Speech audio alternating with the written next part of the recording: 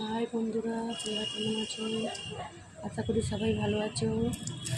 তো আজকে আমি রান্না করব। এই যে চিংড়ি মাছ এনেছি, বাজারে গেছিলাম। চিংড়ি মাছ এই দেখো, বেশি বড় বড় নিইনি, ছোটো ছোটোই নিয়েছি। ছোটো ছোটো চিংড়ি মাছই ভালো লাগে খেতে, বেশি বড় ভালো লাগে না।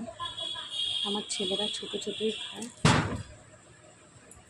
চিংড়ি মাছ দেখো, মাথাগুলো কেটে খোলা ছাড়িয়ে নিচ্ছি।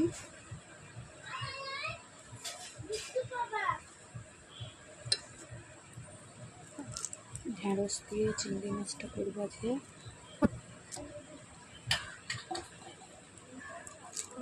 দেখো চিংড়ি মাছটা